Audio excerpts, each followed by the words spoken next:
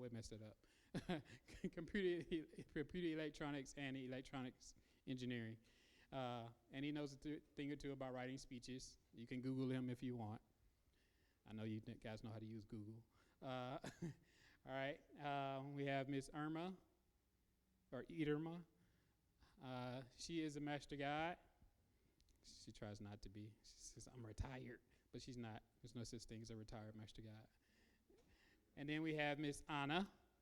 Anna is DET South area coordinator, wife of Kefa. She keeps him and me in line at these conference events. So she can handle us. She can definitely handle this little bit competition here. All right. So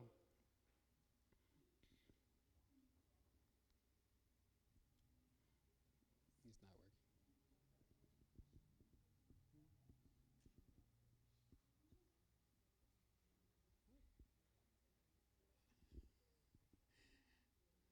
All right, we've already done it. You go to next. All right, so contest rules. I'll go over some of the rules. I'm not going to go over them in too much detail. Speeches are about 5 minutes long. They can go over a little bit, but they are about 5 minutes long. They're supposed to include details and scriptures, and by details I mean facts that have been researched, internet, library, from encyclopedias, however you want to get these things, facts, right? Studies that you found somewhere. Contestants are supposed to be dressed in either their Pathfinder uniform or, let's say, church attire. Or if you want to dress the part of your speech, let's say you're playing a drunk guy speaking about alcoholism, you can dress like that. But that all has to be approved by judges ahead of time. So those are some of the contest rules. Again, those are all put there to try to make things kind of level because, as you know, Pathfinder ranges from ages 10 to 16. So we want to keep things as level as possible. It's a different number of facts required for somebody who's younger than there is someone who's older, right? So contestants, when you come up, I ask that you introduce yourself, state your church name, your club name, and your class. So if you're me, you would be, my name is Jamal Williams. I am from Canyon Creek Project. We currently do not have a club. I'm a master guide. Everybody understand that? Got it? I'm looking at the contestants. It does not have to be in an order as long as you state them all. All right? All right. So I can't get my clicker here to work. Hey, can you move that for me? Can you move this? I think this is hindering. It is.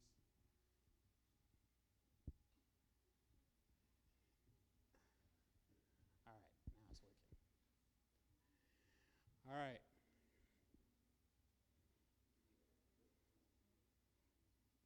And it's gone by the wayside. It's not working. All right, I think our first speaker is Miss Maya. Maya Mwebi. Did I say that right? Probably messed it up.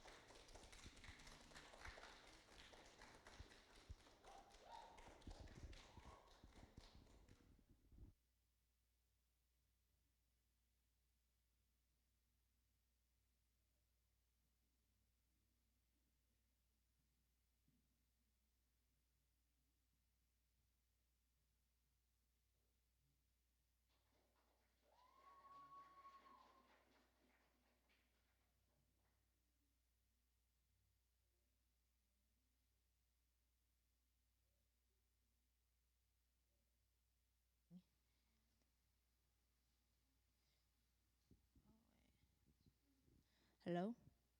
Okay, so my name is Maya Mwebi. I go to Dallas New Life.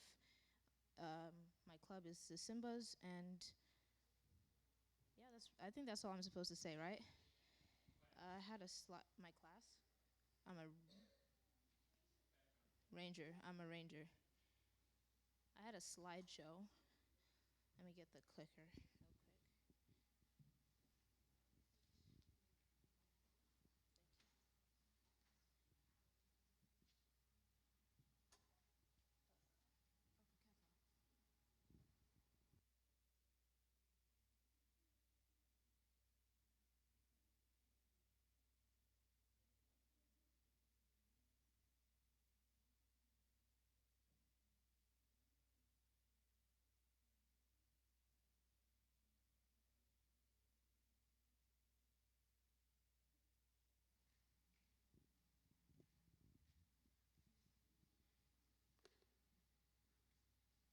So I'm just gonna wait till I get my slide up.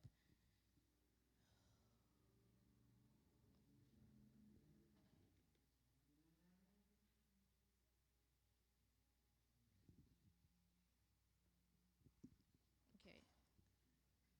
So as you know, my name is Maya Webby. I'm in ninth grade, and it's my great honor and it's my pleasure to be here speaking to you today.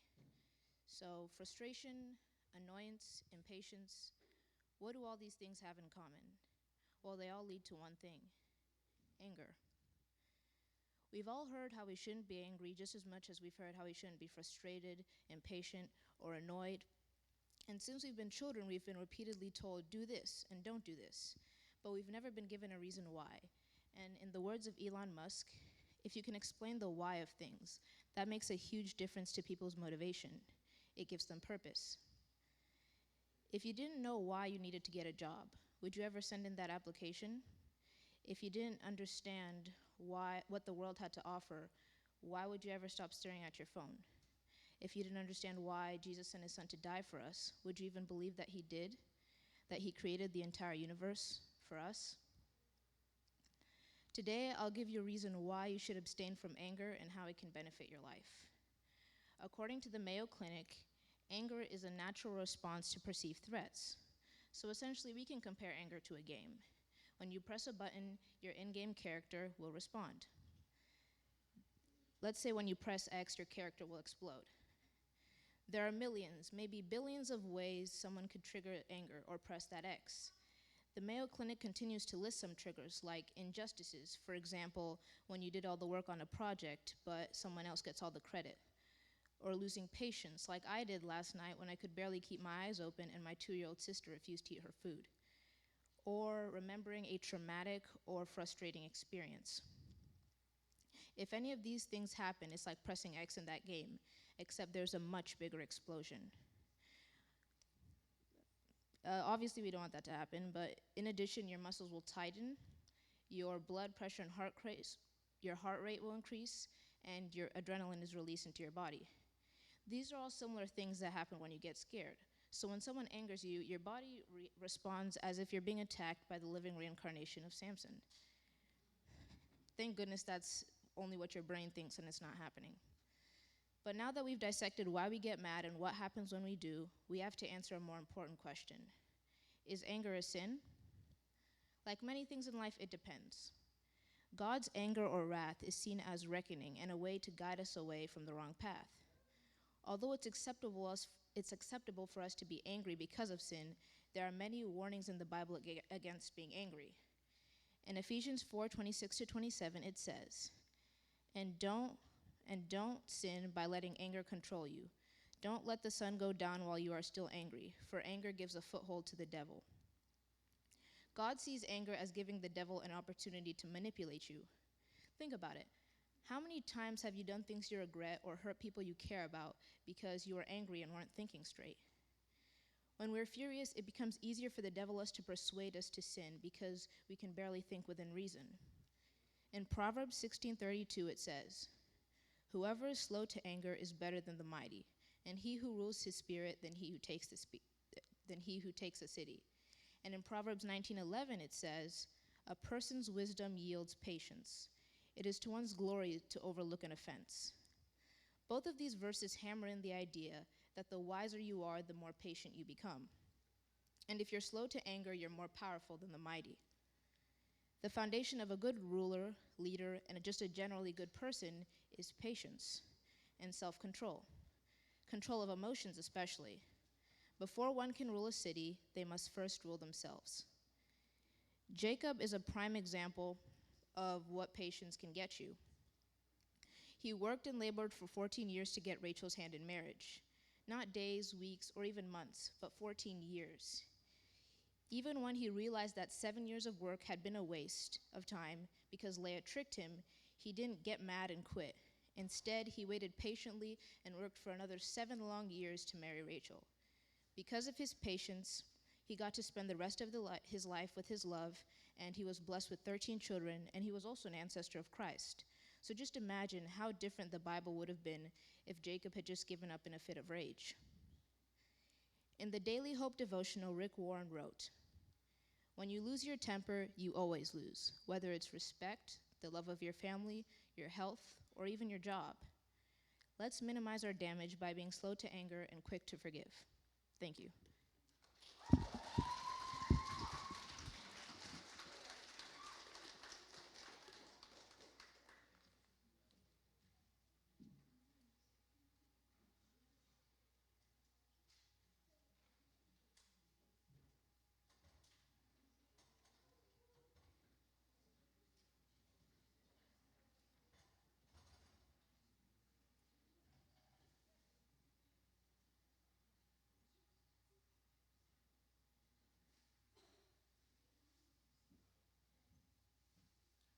All right, as you can see, our next speaker is Miss Lulu Mesh.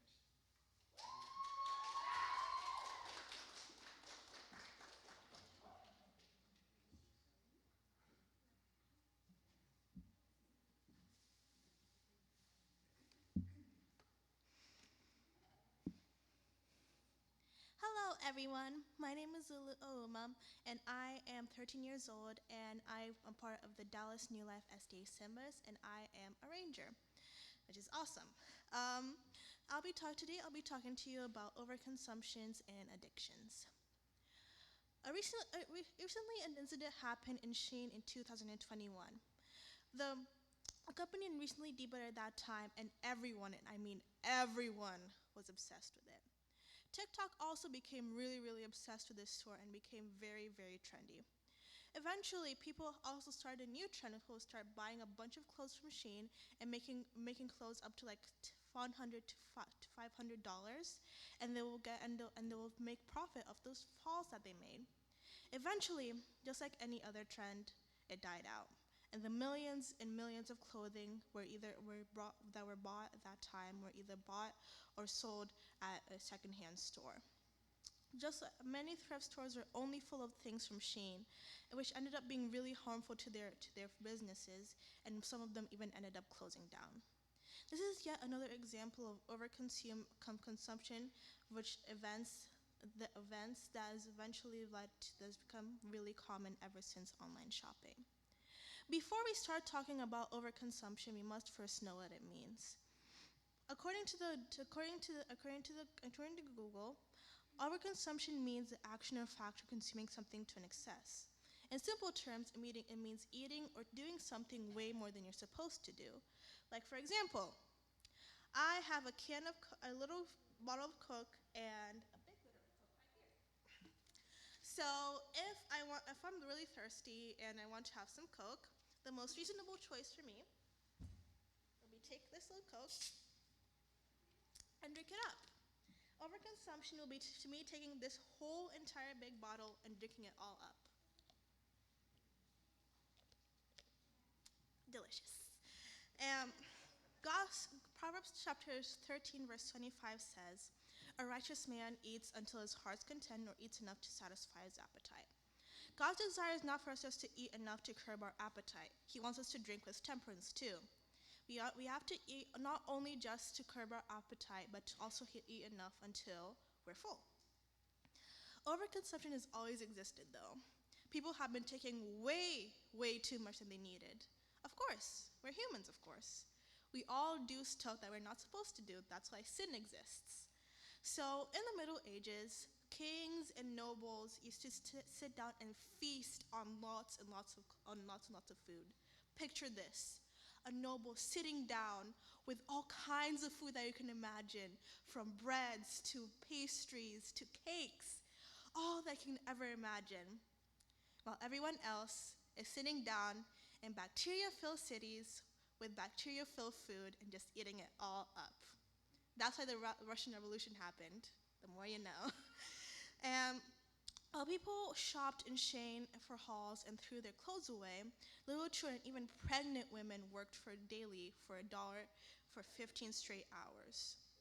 Overconsumption may not have as drastic effects as these examples, but it can harm others around you. Proverbs chapter 23, verse 20 tells us, "Be not among the drunkards or among the gluttonous eaters of meat." Overeating is a sin. Overeating on a regular basis is a sin. Food addictions, like all other addictions, separates us from our other relationships. I remember when I was younger, I used to have a gacha addiction. It makes me cringe to this day. Every day when I would come back from school, I would just remove my socks, sit down, and watch gacha all day. It wasn't helpful that I wasn't liked at school, so I basically had no friends except for my cousin Fadili, who lived with me at that time, and my other friends, but they were too busy with their other friends too. So I started to pick up some of the behaviors that I saw in gachas because I thought that would make people like me. And one of the ones that I loved so much was a pick-me. If you don't know what this means, it basically means putting others down in order to make yourself look more desirable. Basically, just like being really mean to other people to make you yourself look better than them. I will only hang out with the very same people that used to bully me just to get their validation, often embarrassing myself. And I used to talk down to the girls that I previously found nothing wrong with, saying things like, "Oh, I'm different. I don't wear any bows. I have a lot at home." I pretending not to like dolls, thinking that they're too childish. I have a lot of dolls. And making my sneeze more higher pitched so I will be cute. It never worked. It never worked. And as you can expect, the bullying got worse. Looking back, I think I was very sad back then to the fact that not many people liked me and I was alone most of the time, thus developing this addiction. Sometimes people have addictions or overconsume. It's not all that simple. Some people are trying to run away from their problems. Like people drink because sometimes they have problems at home. People start developing addiction because it's easier for them. And the adrenaline they get from drinking that makes them get addicted to it. And most people don't even have no one to help them. Overconsumption isn't all that black and white, but God is here to help us. In Corinthians chapter 10, verse 20 to 13, it says, "No temptation has overtaken you that is common to man. God is faithful, and he will not let you be tempted beyond your ability. But with the temptation, you also provide a way of escape that you may be able to endure." So what can we do to stop addictions? Well, it is not as easy to stop someone from addiction just like that. Boom, no addiction. I wish it was like that, but it isn't. First and foremost, if someone or anyone you know or you suspect have an addiction, contact your local doctor or physician so that you may have help. Make sure you regulate everything that you do, from doing chores or doing work, because if you do way more things than you're supposed to, you'll end up developing an addiction, like work addictions or school addictions, where you just sit in school all day and just study all day, which is not healthy. Make sure you have a timetable and have time management. Seems easy, right? It's not that easy as you think. It takes time and effort, and even I'm putting a lot of effort in making sure that I am very time management. Make sure you follow all your planner, check with it every day, and as like my mom tells me, every morning, just write down your whole entire day on what you want to do and regulate it very well. And I hope one day we will be able to go to a world with no overconsumption and no addictions. Please help me make this plan happen today. Thank you for listening to me.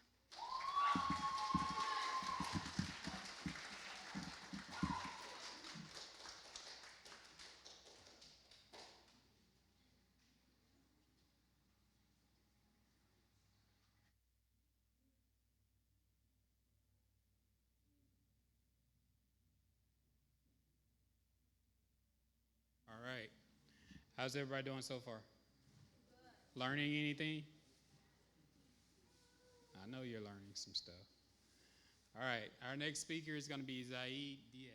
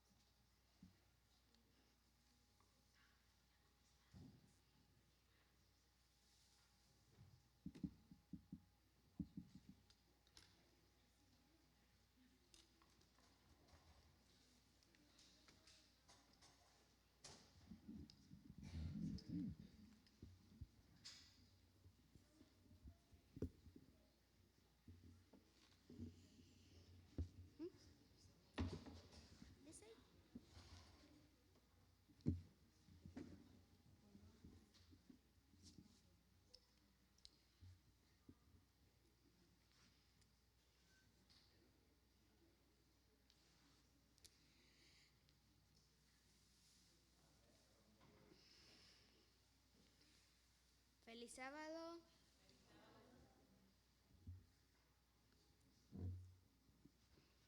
Mi nombre es Said, soy de la iglesia Louisville Spanish y pertenezco al club de conquistadores Leones Louisville Spanish. Soy de la clase de amigo. Thank you. Y mi tema lleva por título ¿Quién gobierna tu mente? La lectura bíblica se encuentra...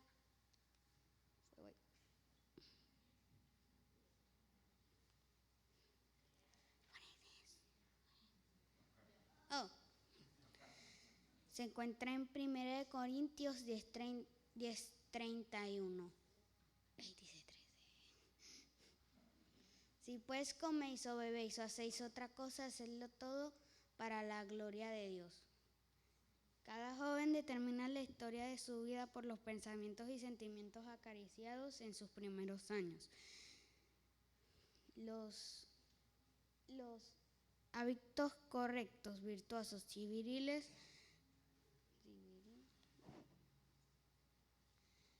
formados en la juventud se convertirán en parte del carácter y por regla general señalarán el curso del individuo para toda su vida.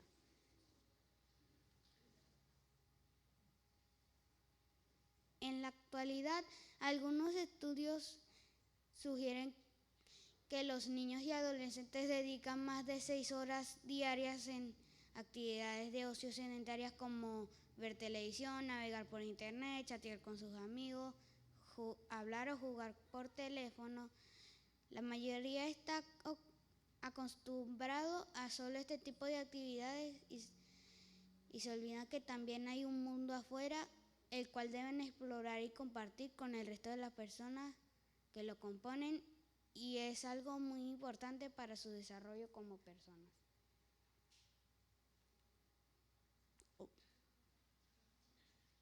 En la página branch.com se publicó un artículo acerca de los datos registrados con la situación digital en los Estados Unidos en el 2020 al 2021. Analizaron el comportamiento y crecimiento digital en Estados Unidos, teniendo en cuenta el impacto de la pandemia por el COVID-19, el incremento de uso de las plataformas digitales.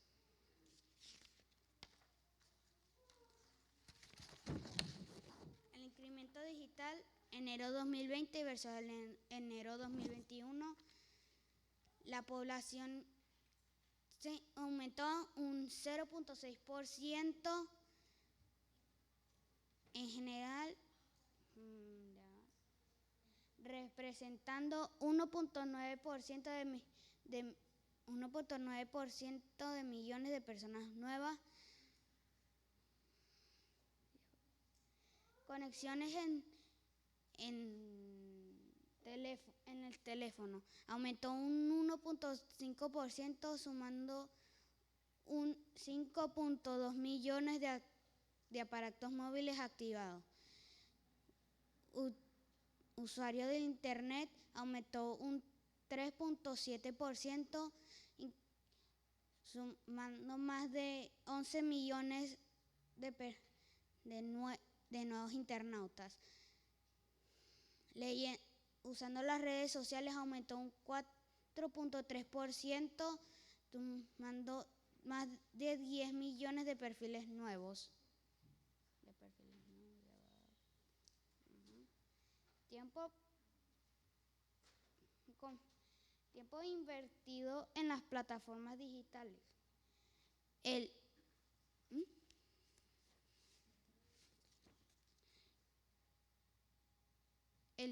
inicio de la pandemia de coronavirus provocó que el consumo de medios digitales fuera aún mayor, desde grabar videos por TikTok en las redes sociales, ver televisión,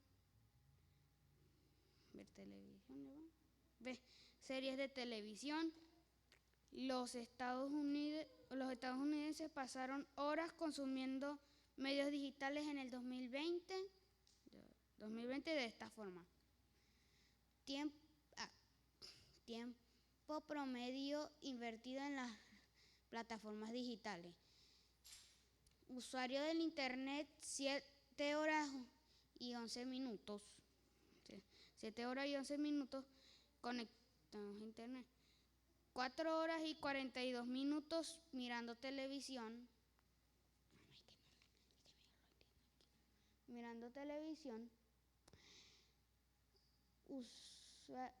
Usando las redes sociales 2 horas y 7 minutos. Leyendo noticias 1 hora y 28 minutos, escuchando música desde servicios stream, escuchando 1 hora y 35 minutos, escuchando la radio 1 hora y 9 minutos,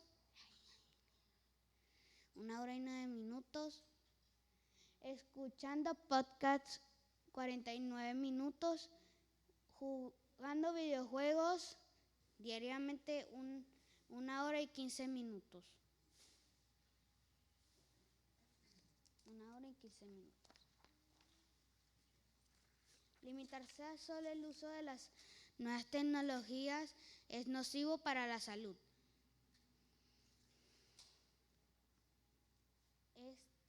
Está al alcance de todos escoger los temas que abarcan que han de abarcar sus pensamientos y amoldar el carácter. En la Biblia,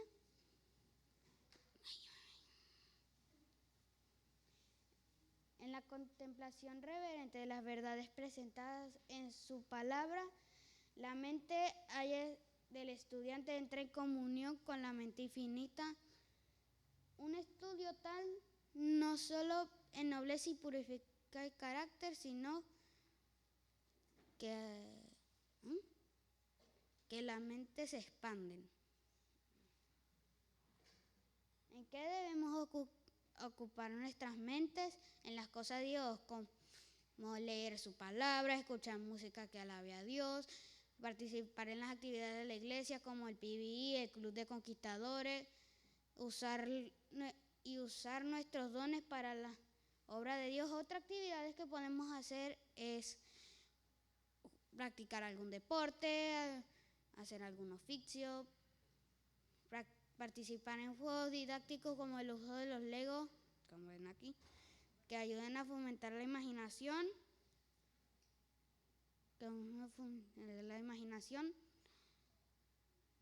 Dos de las actividades que más practico es el armar y desarmar con los legos y aprender del uso correcto de las artes marciales para la defensa propia. Aquí ven los cintos que gano y aquí están los que armo. Veamos lo que dice 1 Corintios 10:23. Todo me es lícito, pero no todo conviene. Todo me es lícito, pero no todo edifica. Este versículo nos ayuda a entender la libertad que Dios nos da. Que todo nos es permitido, pero también nos enseña que no todo es bueno. Y que tenemos que aprender a decidir el bien y el mal, a hacer lo bueno y rechazar el mal.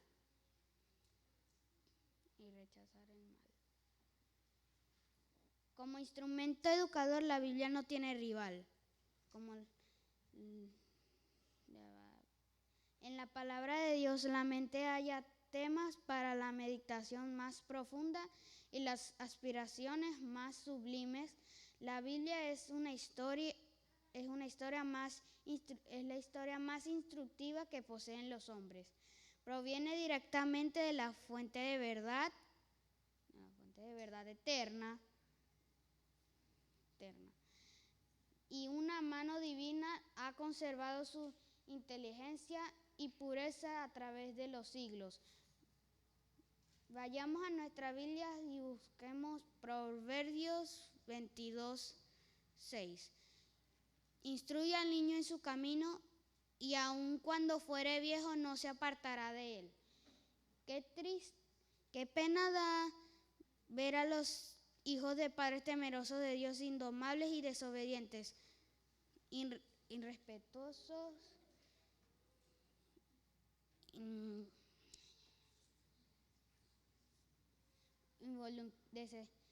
desagradecidos y voluntariosos, decididos a salirse siempre con la suya, indomables a las penas y a la vergüenza que causan a sus padres. En mi casa, mis padres tomaron la decisión de no tener televisión cuando yo tenía la edad de 4 años, cuando se complicaron cuando vieron que no quería hacer otra actividad que no fuera a ver televisión y me estaba comportando de una manera caprichosa, irrespetuosa y caprichosa. Y de esa manera, aunque iba creciendo, aunque tenía acceso a la televisión, siempre fue bajo supervisión. Me cambiaron las horas de televisión por horas de actividades recreativas como jugar con legos, carros y pelota. Siempre me han motivado a participar en las actividades de la iglesia. He participado en el club de aventureros y ahora pertenezco al club de conquistadores, donde he aprendido mucho acerca de Dios. El deseo de mis padres no es que solo... Y me gustó... Me gustó memorizar los capítulos 10, 11, 12 y 16 de Primera de Reyes y participar con mis compañeros en el PBI. El deseo de mi padre es que no solo sea un profesional y un buen ciudadano, sino que también sea una persona dedicada al servicio de Dios. Hoy decido que Dios sea el quien gobierne mi mente. ¿Y tú a quién eliges? Gracias. Que el Señor les bendiga.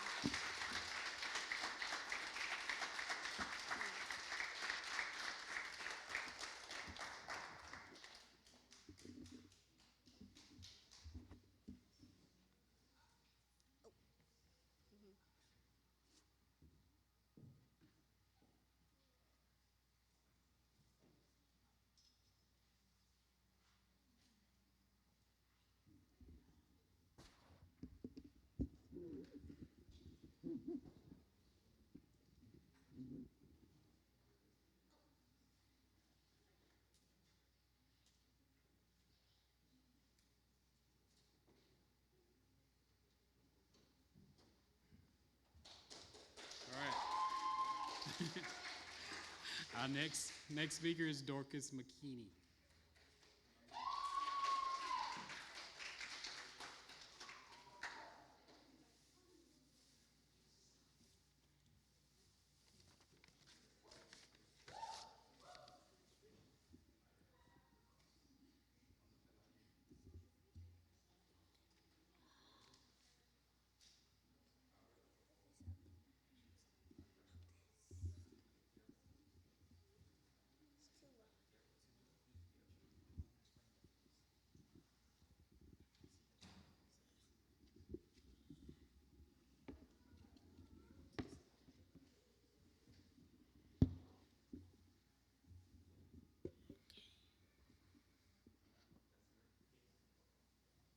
Hi, my name is Dorcas. I am 11 years old and I come from Dallas New Life. Our club is Simba's and I'm in Pathfinders. My topic for today is social media. What is social media? Social media is a platform where they're sharing ideas, thought, life, and also expressing experiences and emotions. How many of us like to read news, new posts, do other things on social media?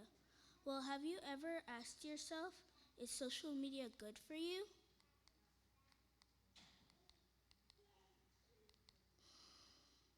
According to Oxford's study, it depends on how long you spend on social media.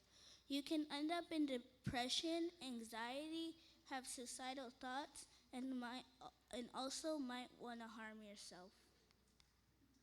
What is causing people to harm themselves? In Ephesians chapter 4, verse 29, it says, "Be kind and tender-hearted, forgiving one another, just as God in Christ forgave you." The,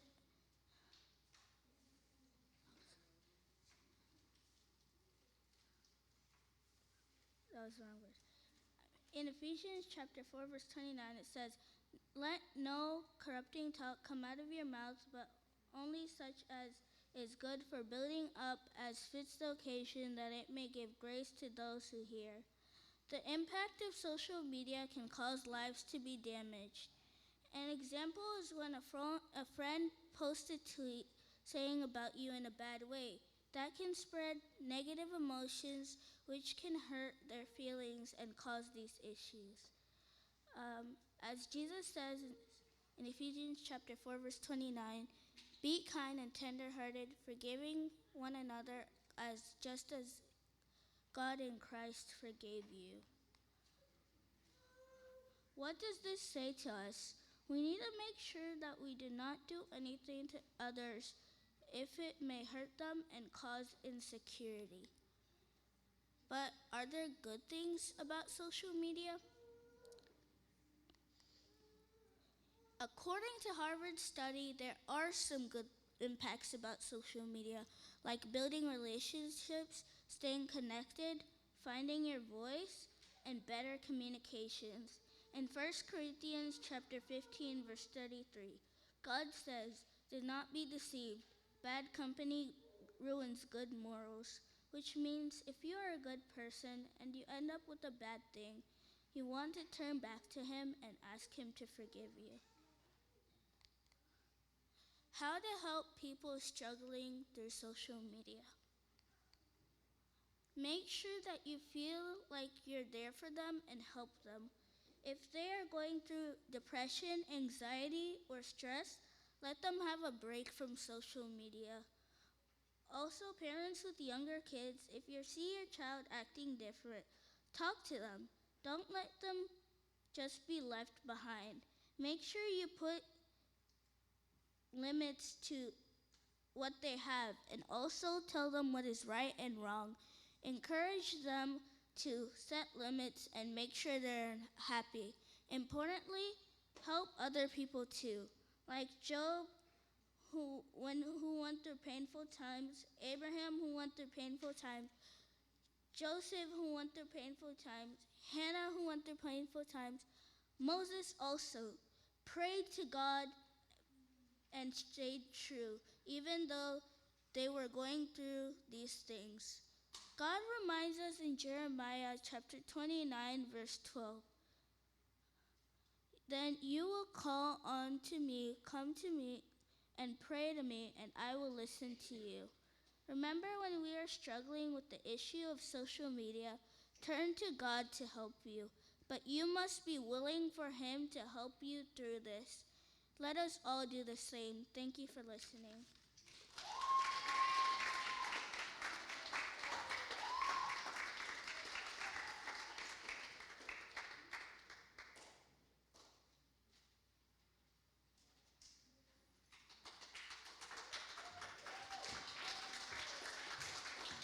All right. Our next speaker is Miss Hesti Gorisvandi.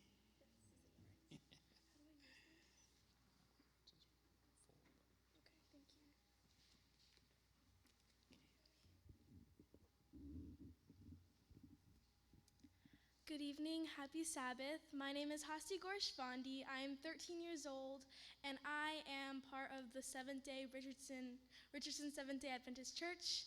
I'm in the Pathfinder Club, Richardson Thunder, and I am an explorer. $75 million. What would you do with $75 million? Perhaps you would buy a new house. Maybe you'd purchase a brand new luxurious car. Barbara Hutton was heiress. Barbara Hutton. Do I have to go at a certain angle or?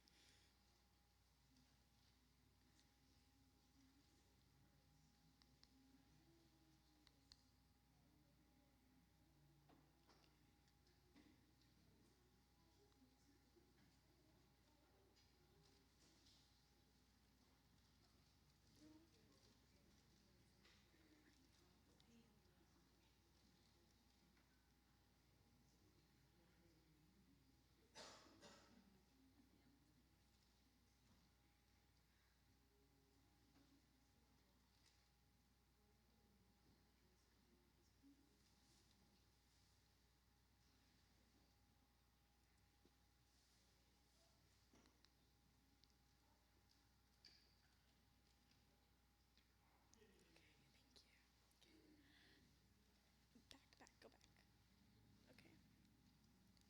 $75 million. What would you do with $75 million? Perhaps you'd buy a new house. Maybe you'd purchase a brand new luxurious car. Barbara Hutton was heiress to the notorious Woolworth fortune. Her fortune was over $75 million. Sadly, she will always be remembered as the poor little rich girl. Barbara Hutton threw tons of extravagant parties and spent thousands of dollars on unnecessary items, such as houses, dresses, shoes, anything that could please her heart. She overspent without caring. Mrs. Hutton was so enveloped in her decadent lifestyle that soon she was in an unthinkable debt. By the time of her death, she was living in a hotel suite and only had a pitiful $3,500 to her name. 1 Timothy 6:7-9 says, "When we come into the world, we brought nothing. Moreover, when we die, we can take nothing out. So if we have food and clothes, we will be satisfied. Those who want to become rich bring temptation to themselves. They are caught in a trap. They'll begin to want many foolish things to hurt them, things that can ruin or destroy people. Unfortunately, with all this propaganda and advertisement, our current society seems to encourage discontentment with the things we have. In our affluent community, we are often exposed and vulnerable to the world's lifestyle, and we seldom see examples of temperance being practiced. Therefore, many find themselves in overwhelming debt. Splurging is an obstacle because many find themselves near bankruptcy, spending money on things they can't afford. Many can become addicted to spending their money that they don't have. In addressing this problem, we must first understand how people are overspending and causing themselves and their families stress, financial woes, and health issues. The average American spends roughly $61,000 over their budget each year. That's a lot of money, but how many of us overspend today? Studies made by CNBC.com show that in 2006, 2% of America's population considered themselves a consuming shopper. In 2013, the percentage of shopaholics increased to 11%. Today, 30% of Americans overspend on items they don't need. What areas could we overspend in? Let's analyze them. Clothing, food, entertainment, electronics, vacations, cars, the list could go on and on. But these are the topics I've decided to tackle today. Clothing.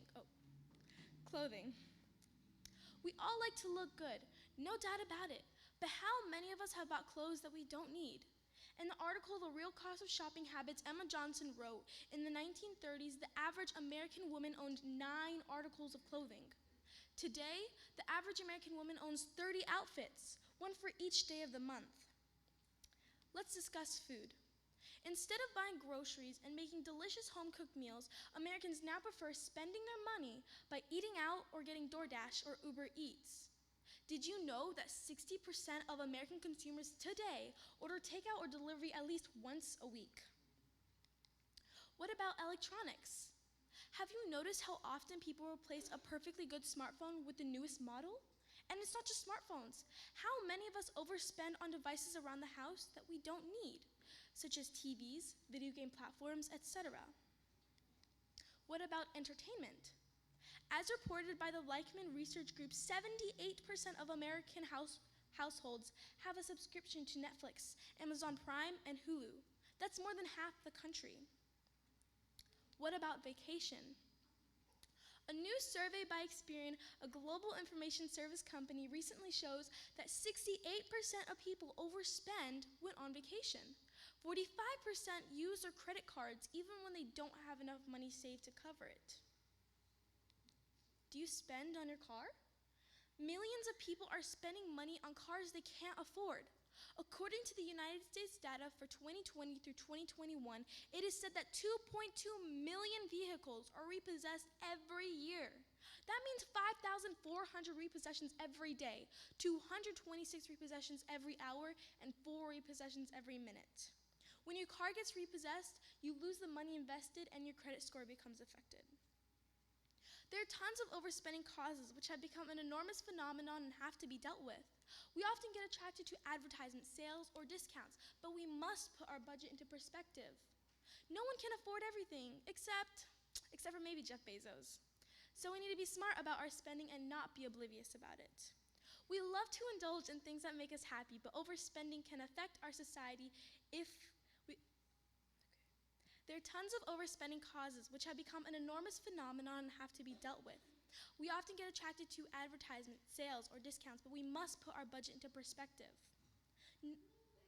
You can achieve financial success if you are disciplined and you understand where your cutoff is. It's all about patience and self-control. The sooner you stop spending and start living on a budget, the faster you will grow financially. Here are some practical ways you can exercise temperance and reduce overspending. 1.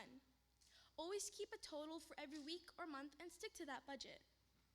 Plan purchases with a shopping list is always a great idea, and if it's hard, we can always ask God to help us. 2. Stay far away from clearance items and sales.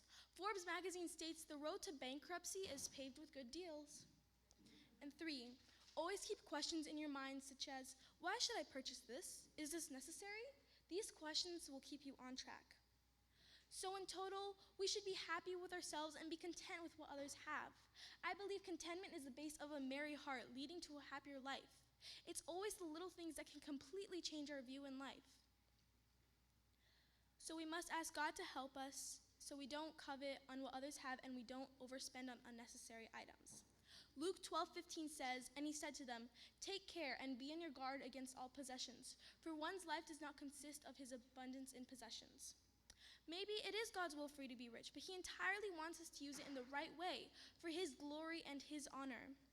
Jeremiah 29:11 says, "For I know the plans I have for you, declares the Lord, plans for welfare and not for promise, for welfare and not for evil, to give you a future and a hope." Ellen G. White wrote, "We should ever remember we must meet the record of the way we use God's money in the judgment. Much is spent in self-pleasing, self-gratification that does us no real good, but positive injury."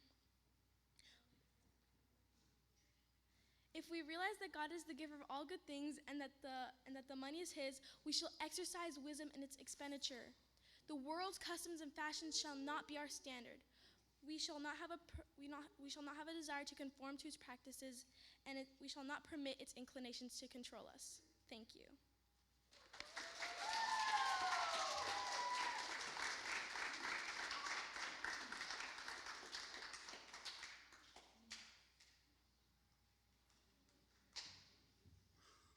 All right, one more speaker. Our last speaker is last none but not least, Miss Chelsea Toot.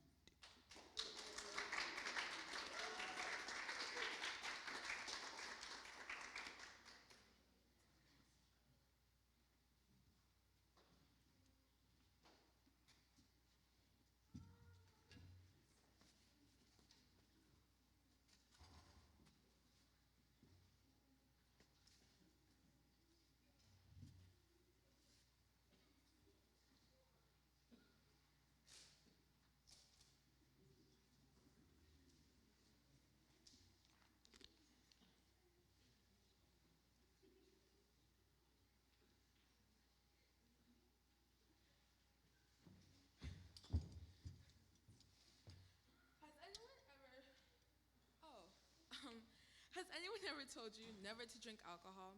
Have they explained the terrible effects that it can have on your mind and your body? Hi, my name is Chelsea Toots. I'm part of the Richardson Pathfinder Thunder Club, and I go to Richardson Seventh-day Adventist Church, and I'm a ranger. I'm also about to explain exactly why it is I strongly agree with that person's opinion. Alcoholism is when you are either dependent on or constantly crave alcohol. Alcoholism is something that affects the worldwide population. About 4% of the adult population is affected by alcoholism. That is over 300 million people all around the world. In the United States alone, 39 million people are affected by alcoholism dependency. Alcoholism has both social and economic effects. Researcher Wang and his colleagues found that every year in the US, $100 billion go towards alcoholism payments. But let's put that in perspective. Alcoholism, $100 billion can buy 800,000 Teslas.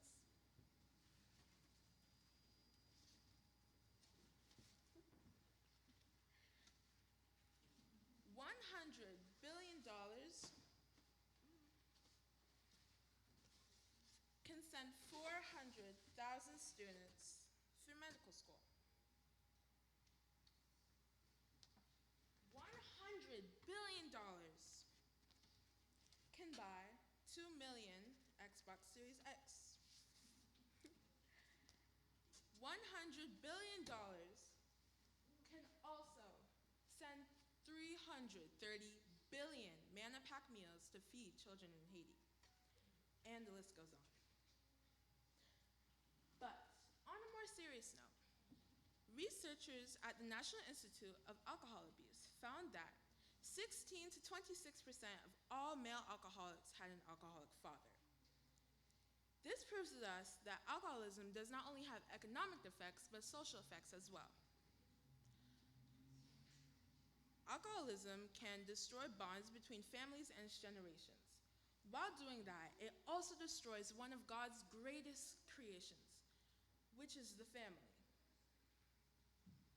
We should follow what the Bible says in Galatians 5:21 and 1 Corinthians 6:10, and not drink wine, because drunkenness and drunkards shall not be inherited into the kingdom of God.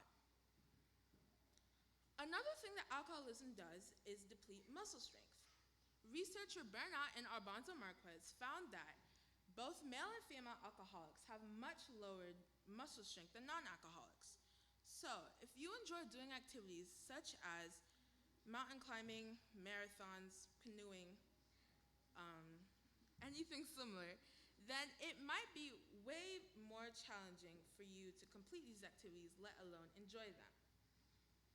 And here's something else. In Romans 14:21, it says, "It is neither good to drink wine nor anything whereby thy brother is made weak." Speaking of being made weak, alcoholism also can lead to liver disease.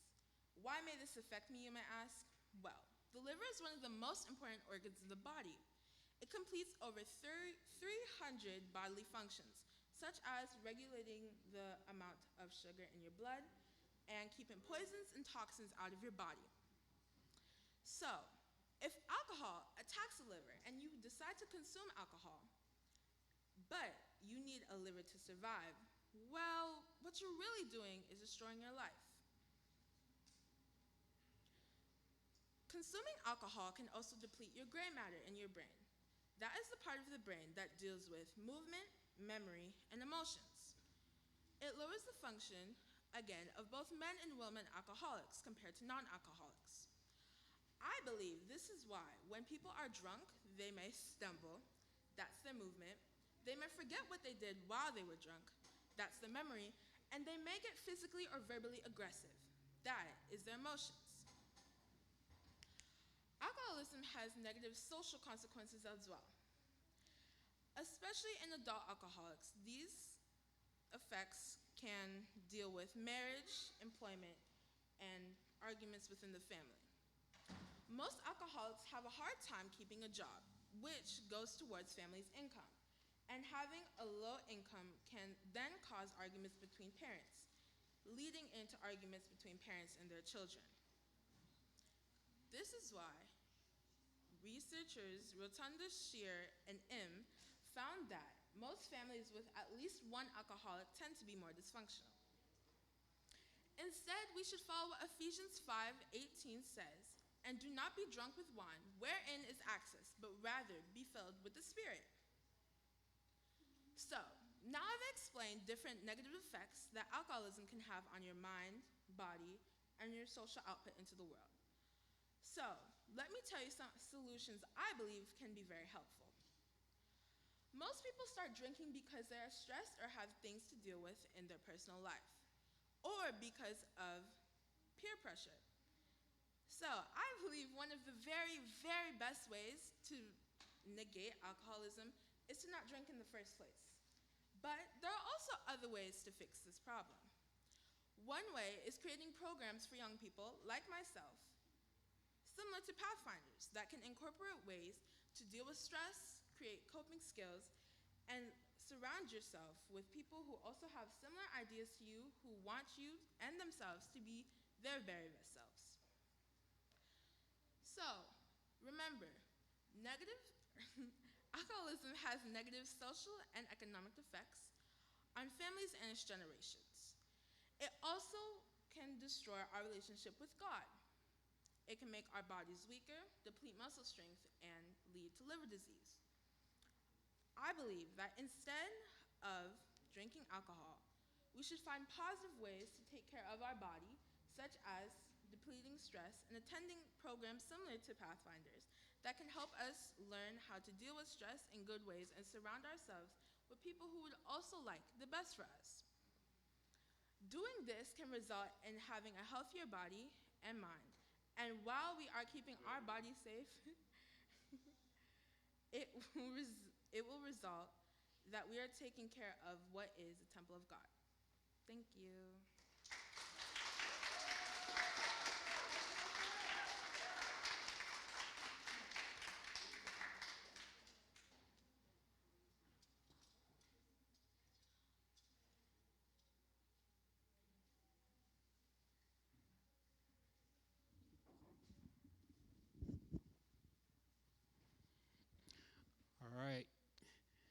that concludes our presenters. So, presenters, our judges are going to stick around after the contest is over. And if you would like, you can speak with them on how you can improve and do better. Even if you get first place, I promise you can improve. I'll put it back over there. All right, so judges, I'm going to give you guys some time to come to your decision. And while the judges are away, we will play. How about that? All right, so I see a lot of Pathfinders here, or people who consider themselves Pathfinders, I think, anyway. So let me get my little prize bag here and see what I got.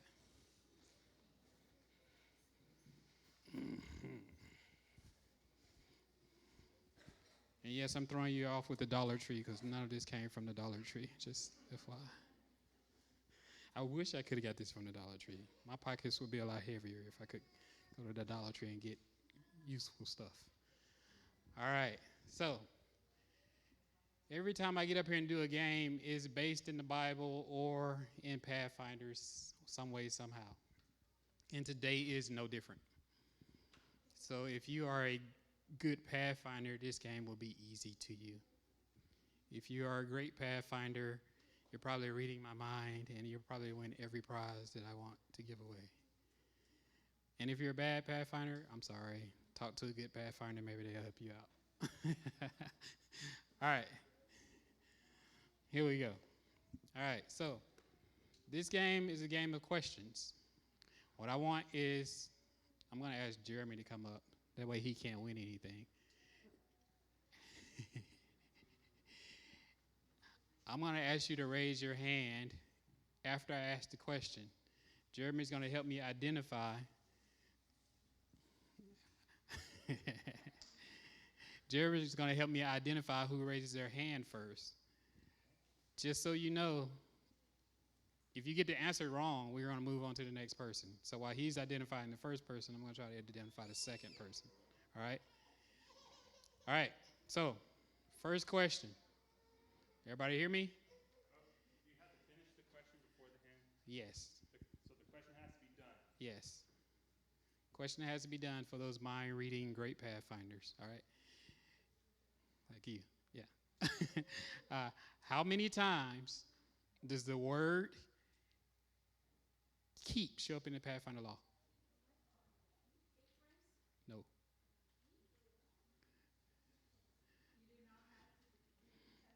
You put your. You got your hand. One time now. Who's next, Jeremy? Well, you're supposed to get the second. We didn't. I saw Chelsea, but there's a lot of hands. All right, Chelsea. No.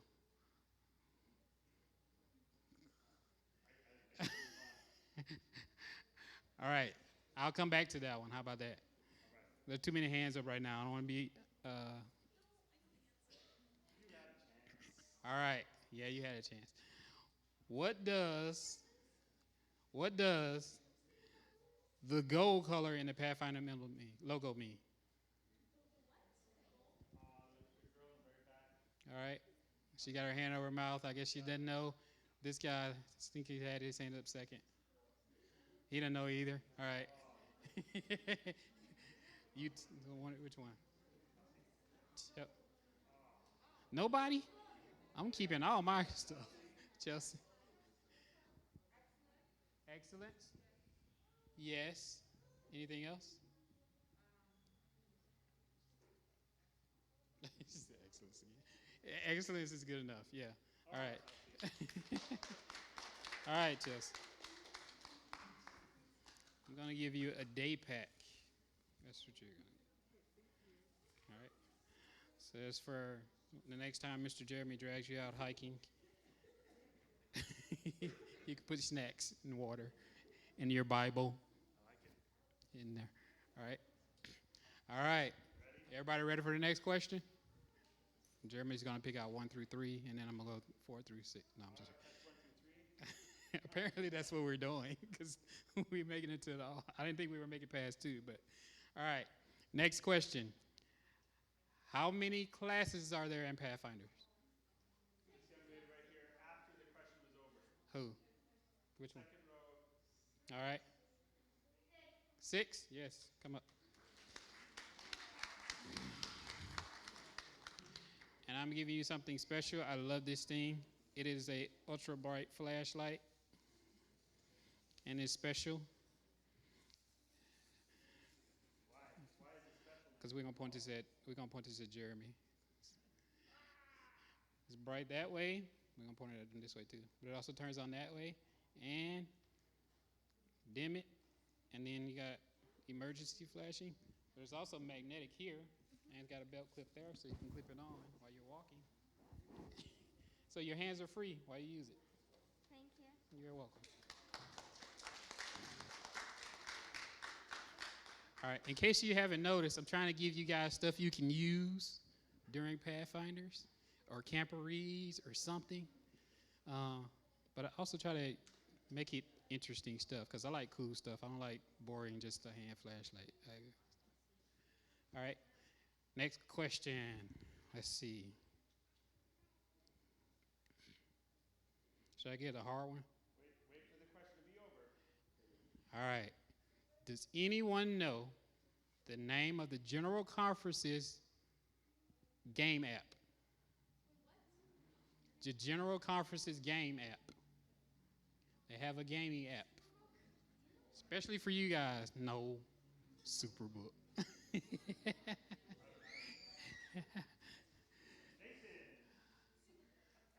They just like, don't call me. Nobody knows that one? I'm glad I asked that question then. All right. You sure nobody knows? I'm about to tell them now. All right, I want everybody to Google this one real quick because I know you got phones with you. Huh? It is called Heroes, the Bible Trivia Game. Yeah, you were whatever wrong. And too late. Heroes, the Bible Trivia Game. All right. Now let's get back to something that you guys should easily know. All right. All right. I'm ready. What is the fourth line of the Pathfinder law and what does it mean?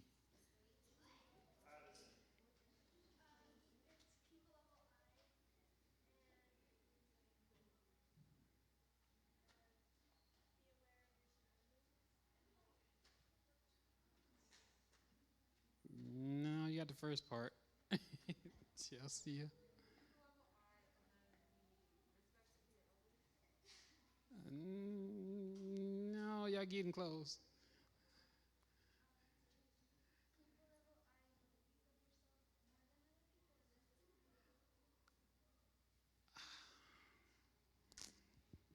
No, that's not really it either. Huh?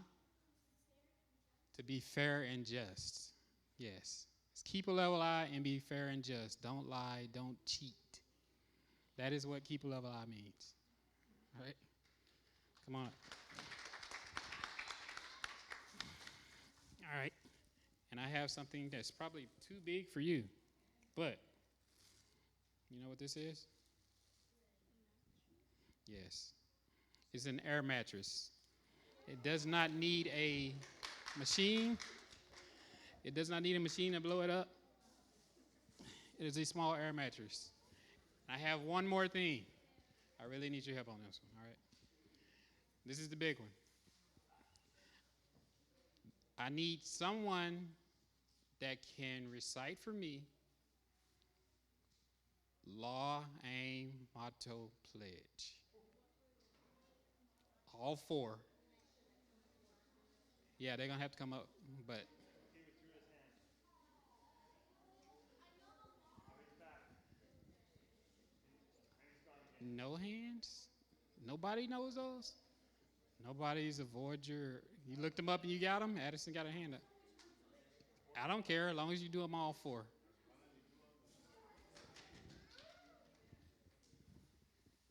And then your director The Pathfinder law is for me to keep the morning watch, do my honest part, care for my body, keep a level eye, be courteous and obedient, walk softly in the sanctuary, keep a song in my heart, go on God's errands.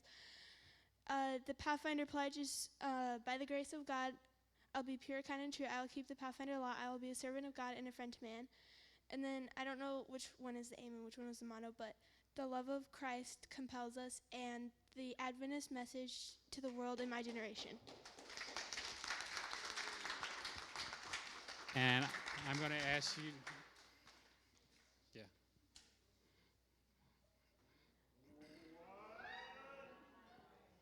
That's the box it's in.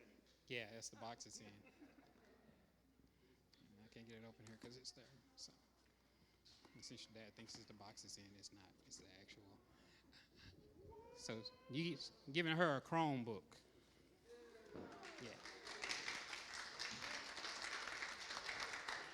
Because those 4 things are very important. So I encourage you guys, please memorize and learn your pledge, aim, law, and motto. They're very important. If you know those, you are set for life, guys, because they'll continually point you back to Christ, and Christ is all we need to get through this.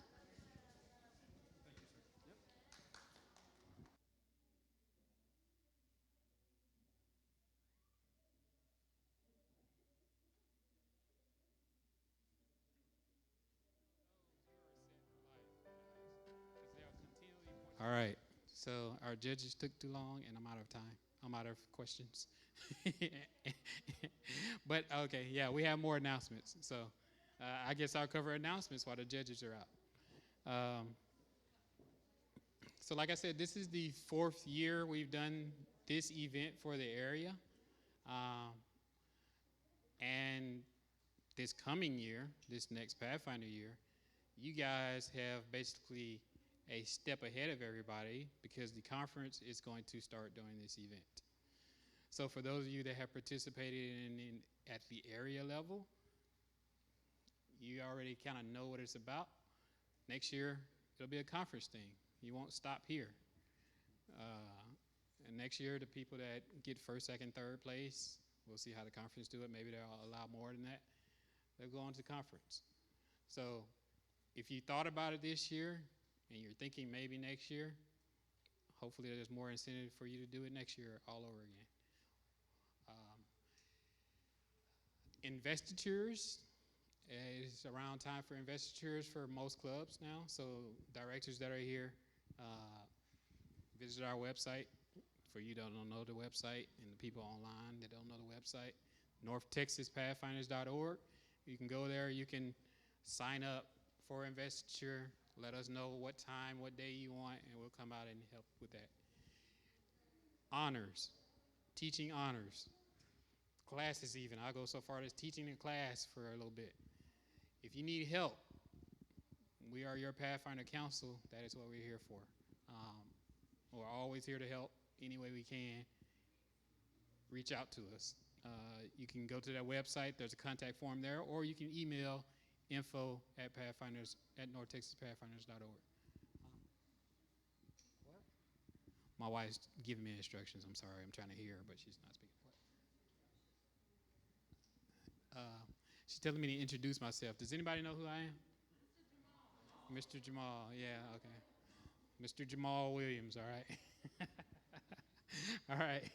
So if you need me, call me. I'm around, right? And I'll be there as soon as I can. Let me go check on our judges, or my wife's going to go check on our judges.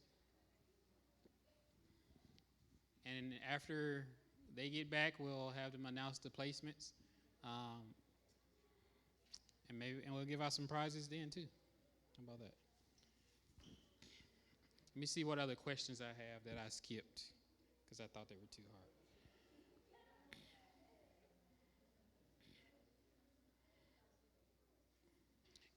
Does anybody know the classes of Pathfinders? I saw your hand, Addison. What do you guys?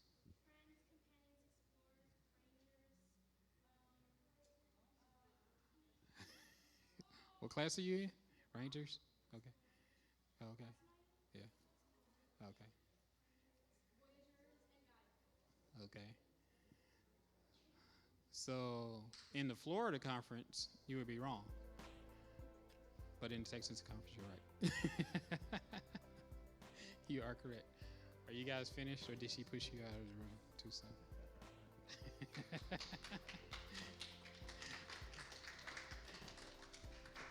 Are you guys ready? See, you good? They're ready for you guys. Are you guys ready? See, good. They're ready for you guys.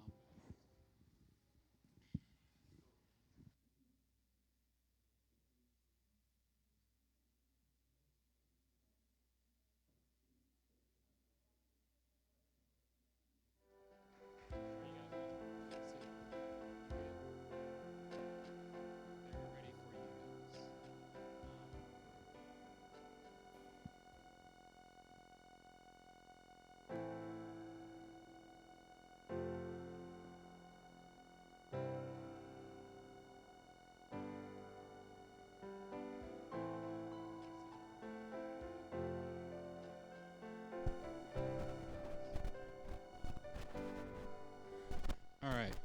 I'm going to ask all our participants to come up on stage. On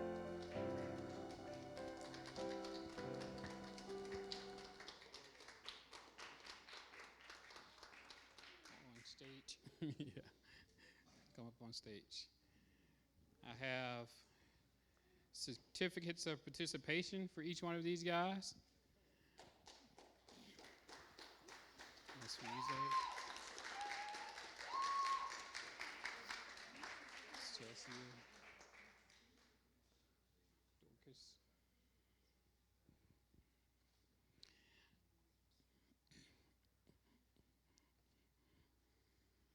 Maya, sorry. I also have t-shirts for you guys.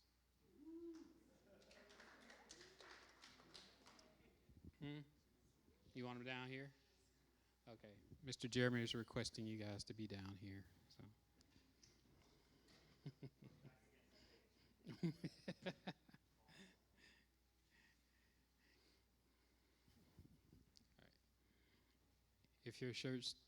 If your shirt doesn't fit, it's not my fault. They ask your sizes. That's what you gave me. All right. So these are our participants. Can everybody give them a hand?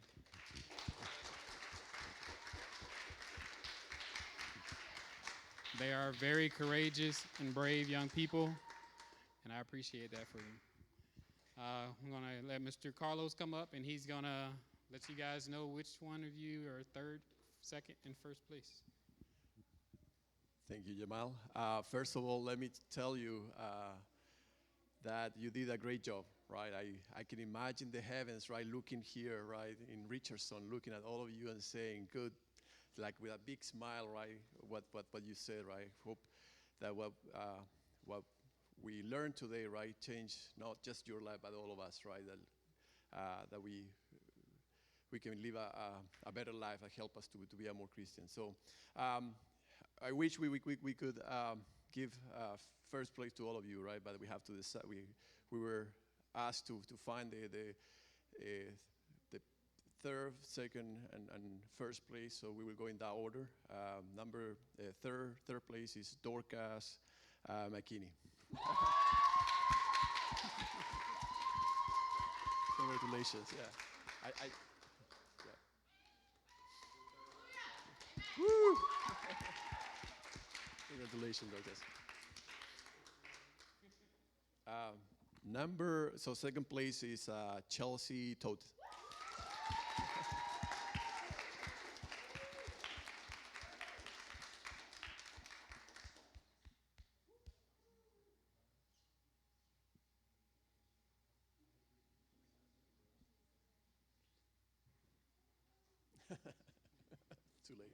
Too late. And can I get some drummers? Oh, first place goes to Hasty. Got his body. Good job.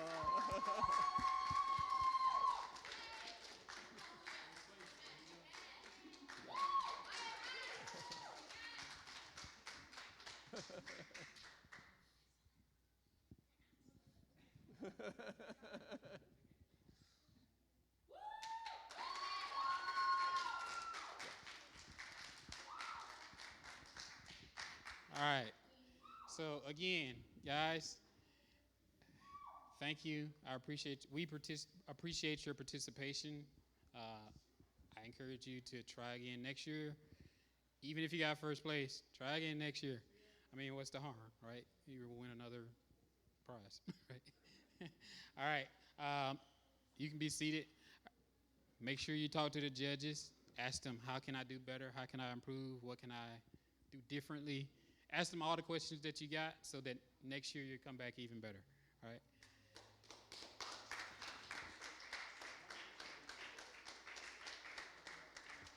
All right, guys. So that is the conclusion of our program. I want to let you guys know that New Life has provided snacks for everyone here. We're at the close, and out this door, out that door to my right, your left. There's a snack area, fellowship area, and they have snacks out there. If you will, stand with me and pray. Father in heaven, we thank you. We thank you for these young people. We thank you for their courage and their willingness to share the things you have taught them with us and with others. We ask that you continue to use them as leaders and as examples to everyone they come in contact with. Help them to be examples to us here today, to not be afraid to stand before others and share what it is you have taught us. Remain in our hearts. Continue to pull us closer to you. In Jesus' name I pray. Amen. All right. Thank you, guys.